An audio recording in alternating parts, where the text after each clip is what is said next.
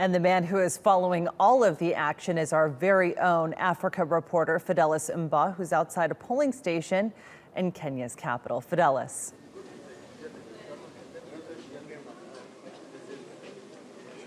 Yes, Kilmany, I'm at one of the polling units in Nairobi where voting is still going on. I've been to other polling units earlier today. This one looks a bit quiet compared to other ones, which had very long lines of people who had been queuing somewhere at the queue as early as 2 a.m. That was 4 hours before even polls opened.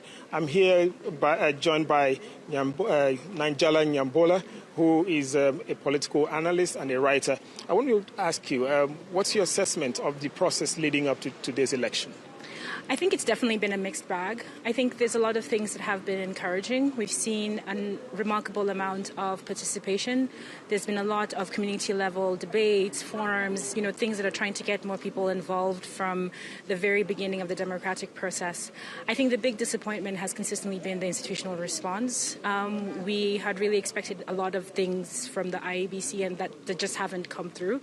There's been a lot of signs of unpreparedness on their part. Even this morning from different parts of the country, we're getting reports of ballot papers going to the wrong place. We're getting reports of, polling not all the full packet of ballots arriving to the specific polling station, issues with electricity, issues with data coverage. And so things like that make people anxious. It's already a tense moment. And so when you add an element of unpreparedness, it just adds to the anxiety. And, before this election, there were talk about violence actually trailing this, which trailed the campaigns. And, then Kenyans are talking about trying to avoid what happened in 2008 and 2007, 2008. So with what's been playing out, especially with hate speech and all that, do you foresee that we're going to have a free and, violence-free election? I think that's a big question. I think that it's the rare election in Kenya that hasn't had at least one incident of violence, and I would say 2002 is definitely an outlier.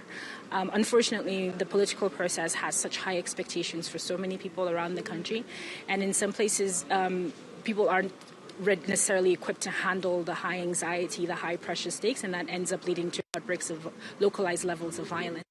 I think that there is definitely reason to be concerned about some of the speech that some of the politicians have been making, and there's definitely a concern about how this information is being disseminated, the press, the social media, the text, and all of that.